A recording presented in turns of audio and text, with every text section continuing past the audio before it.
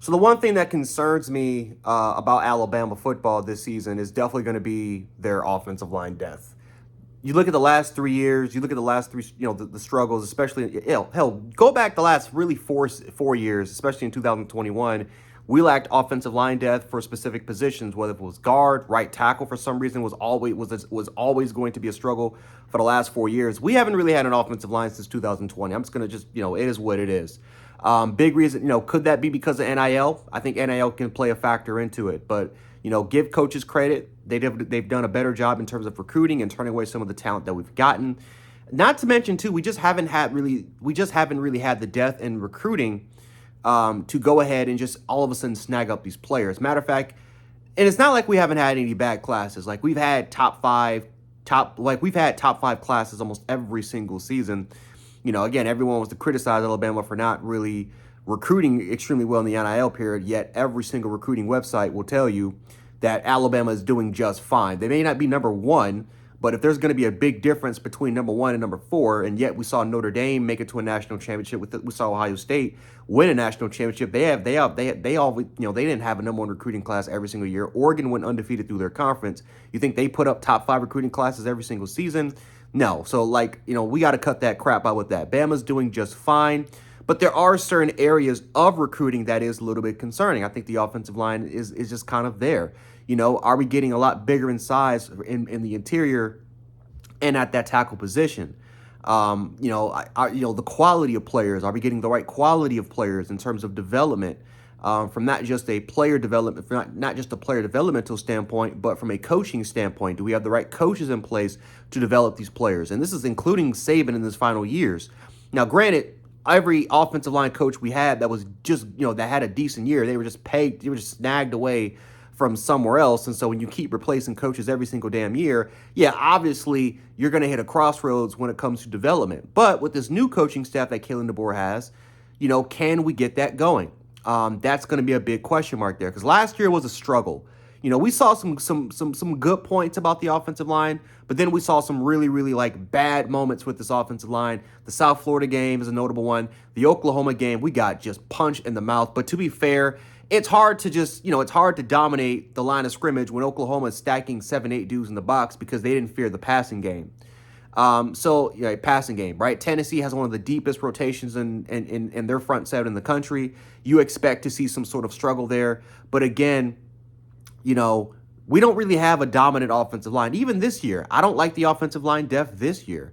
We can sit up here and say that what Wickenform is going to take a step, but let's be honest, the last 4 years, how many times do we have to talk about right tackles and our guards, our right tackle situation, our guard situation, say we're going to be just fine, and then we're not. So I got to see it to believe it. The right tackle position is kind of the one area of weakness that I'm a little bit more concerned with. Is Cam Newberry? Is he going to Dewberry? Is he going to start the transfer for A&M? Jaden Roberts is right now. I think he's in competition with Gino Vandermark. Is he gonna Jaden Roberts has that potential to be a really, really good all caliber SEC guard, if not a potential high draft pick, but he's got to continue to prove it in this scheme. I thought Jaden Roberts had a little bit of a down year. Now that he played with an injury last year, granted, but hell, if he doesn't win the job, and let's just say Gino wins the job, what is I going to look for that sort of position? You know what I'm saying? So I'm not worried about center. Parker Brailsford's fine. Left tackle, Caden Proctor. I'm worried about Proctor. Proctor was solid last season. Here's the problem.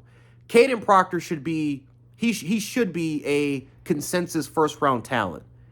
Matter of fact, you can make an argument he already is a consensus first round talent. The problem is he does not prove that on the field. His kick slot, his kick step is too slow. He's not always really good with his hand placement in certain occasions.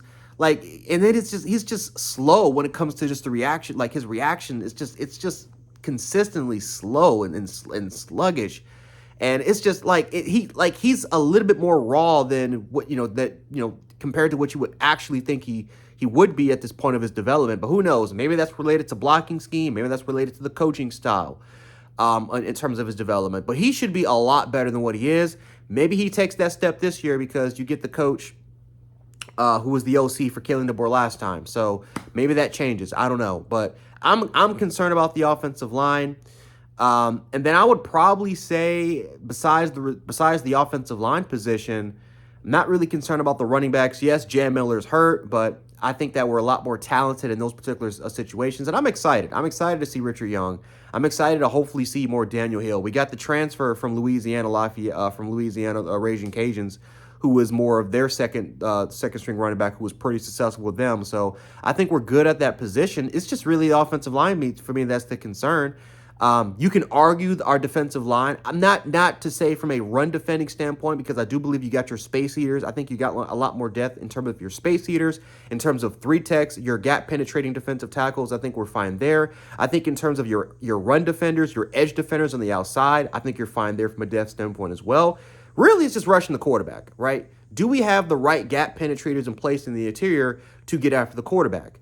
Right? Tim Keenan who is like more of your 0-1, or maybe sometimes can play as a gap penetrator. How effective is he going to be? And then you got to take a look at Quay Rousseau. LT Overton, I'm not worried about. LT Overton was one of the best pass rushers in the country in terms of pressure, in terms of his pressure rate and total pressures. His problem is that he just couldn't get the quarterback down. He still is a little bit more raw, especially coming from A&M's shitty system of how they treated him. But I'm not worried about LT Overton. I think he's going to have a huge successful year. If there's anything to kind of take away from it, if for anybody who's lacking in confidence, LT Overton dominated last year, and a lot of people consider him to be raw. Quay Rousseau is the one question mark, because yeah, he made some splash plays, but I gotta see a lot more from him. He was kind of more of that rotational piece for that team. I gotta see a lot more from him. He's a very, very talented player. Just gotta see a little bit more from him. But behind those two, yeah, there's concern in terms of, can we rush the quarterback? Can we win off the edge in terms of rushing the quarterback? That's concerning. The same thing with the depth of your defensive line. There's promise there. I think the problem is it's either inexperienced, or they're too young, too raw, too fresh. So that's honestly my two biggest concerns. Yeah, is really going to be more. Can we be successful in terms of rushing the quarterback with our base defensive line, and can this offensive line hold up? I'm not even asking for the offensive line to be elite, because that is a far stretch. Can this offensive line just hold up, right? If it's like 2022 or even 2021, or if it's like 2022, 2021, or 23, yeah, we're going to have our issues, especially if we go against bigger, more physical defenses that has a lot more depth in their rotation.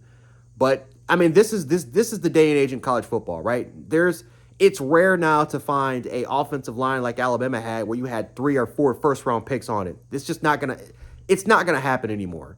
But can you build a offensive line revolving around the scheme, revolving around really good coaching, and can you just have an offensive line that could just be sustainable?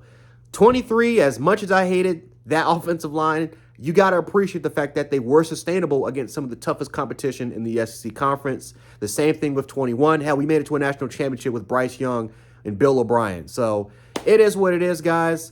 I just need it to be sustainable. I think this defense can carry the majority of the workload. You got a very talented receiving core.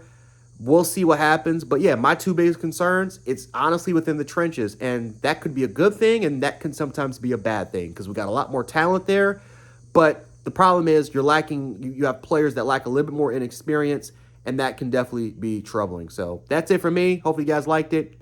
Let me know what some of your biggest concerns are with this Alabama football team, and we'll see. We're literally about a week away, because week 0 just concluded. Catch you guys on the next one.